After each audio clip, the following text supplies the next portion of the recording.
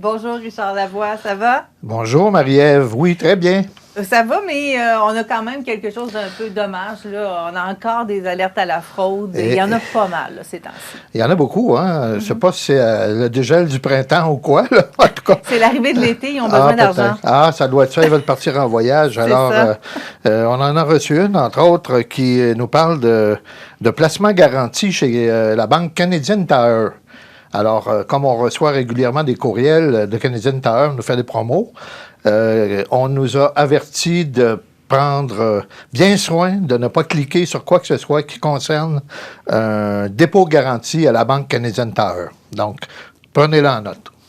Et moi, j'en ai reçu cette semaine via texto par Hydro-Québec qui me disait que j'avais payé trop sur mon compte d'Hydro-Québec, puis que j'avais juste à cliquer ici pour avoir le remboursement de 400 quelques dollars. Évidemment, Hydro-Québec ne ferait pas ça.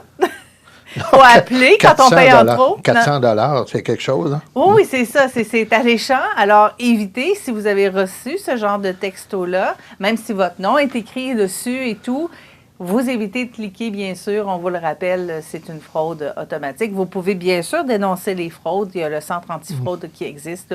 Vous pouvez rejoindre tout simplement les policiers également pour les avertir.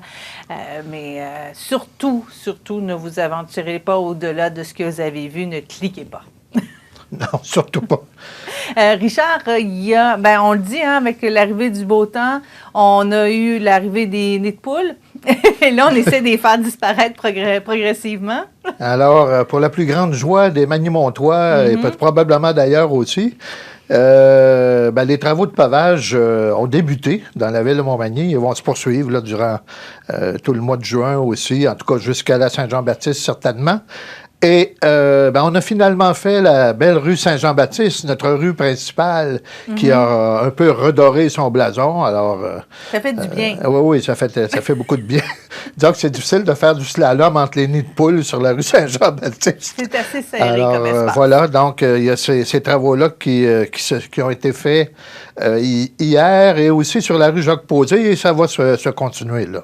Oui, puis on voyait aussi qu'il commençait à faire les lignes. Donc, c'est la mise à neuf là, des routes dans la région. Et ça fait du bien. C'est vraiment un signe de l'été. Hein? Ah oui. Et puis, ça nous redonne un peu de vivacité. Il ne faut pas dire... faut pas quand même accélérer outre mesure sur la rue Saint-Jean-Baptiste pour autant. Alors, voilà. Voilà.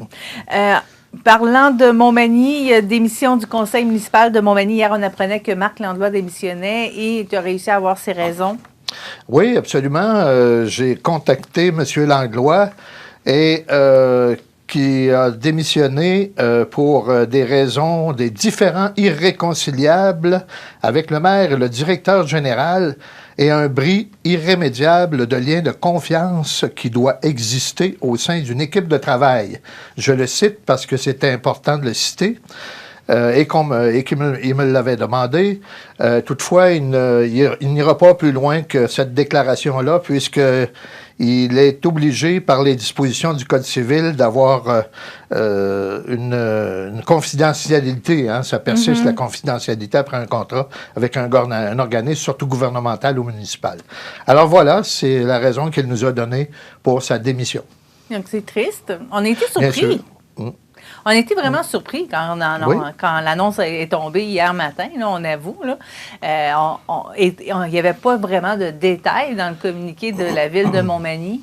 Donc, on ne savait pas si c'était des raisons de santé ou non, mais faites-vous-en pas, M. Landlois va bien. C'est un choix et c'est une raison tout autre. Bien sûr, le district 1 perd son conseiller municipal. Il va y avoir des élections. On n'aura plus de détails à vous donner incessamment dès que la ville de Montmagny nous les donnera, bien sûr, et nous informera des dates à respecter pour présenter sa candidature et pour les élections partielles. Et voilà. Du côté du magasin de l'Île aux Grues, ça faisait un petit bout de temps qu'on entendait parler que ça brassait, hein, Richard? Oui, je dirais même que ça fait un an au moins qu'on entendait parler de ça, hein, ou pas loin d'un an. Et là, bonne nouvelle, le magasin va rester ouvert. Le CA a été complètement changé, ou presque, lors d'une... 4 membres du CA ont démissionné. Et on a restructuré le CA, en fait, et puis le nouveau président, qui lui est un ancien du CA, est là pour faire la transition. Et puis maintenant, bien là, comme partout ailleurs, on va chercher à trouver des employés compétents pour faire rouler le magasin cet été, qui est une coopérative aussi en passant. Alors, pour un village comme celui de l'île aux Grues, c'était très important d'avoir ce marché d'alimentation-là, puisque l'autre qui était là avant, durant les 50 autres années avant, avait fermé parce que l'épicier a pris sa retraite. Après 50 ans, c'était bien mérité. Après 50 ans, c'est mérité, effectivement. Et là, bien, bonne nouvelle. Les activités vont continuer pour ce magasin coop-là. Et puis, bon, ben, l'important qu'on mentionne présentement, c'est de pouvoir rester ouvert plus que le petit nombre d'heures qu'ils ouvraient préalablement. Le marché a déjà été ouvert plus de 50 heures par semaine, et là, on était rendu à 16 heures par semaine, ce qui était vraiment trop peu. On sait que pendant la pandémie, ça a pu arriver, là, oui, effectivement. Sûr, on sait que les heures avaient été réduites, et ça partout.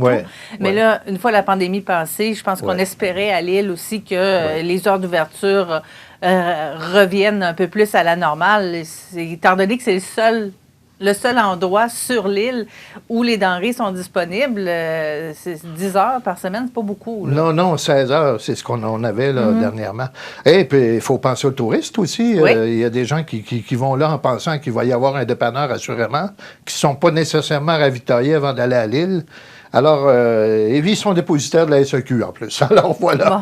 Bon. Donc, c'est quelque chose qui est quand même intéressant d'avoir un village, c'est-à-dire un dépanneur comme ça au centre du village. Mais et même dans leur cas, c'est un besoin essentiel. Là. Oui, puis c'est un peu on repart à neuf à quelque part, d'après ce que j'ai compris du communiqué qu'on a reçu. Là, on repart à neuf avec une nouvelle équipe et des nouveaux employés et tout. Là. Oui, c'est ça, un regain de vie. Là. On veut vraiment repartir ça comme il faut, parce que ça avait demandé quand même des investissements importants de la part des sociétaires. Hein. Ce sont les gens qui ont investi dans cette coopérative-là.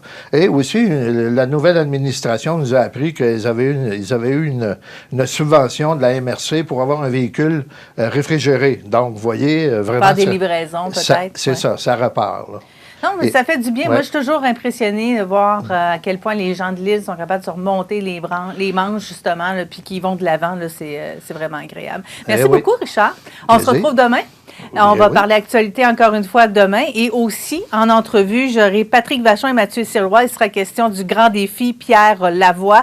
Et on va se rendre du côté de Saint-Jean-Port-Joli, à la chapelle des processions de Saint-Jean-Port-Joli, qui vient de rouvrir nouvel espace d'exposition. On va en discuter avec Michel Saunier, qui est le nouveau propriétaire de l'endroit. On vous souhaite une belle journée. À demain.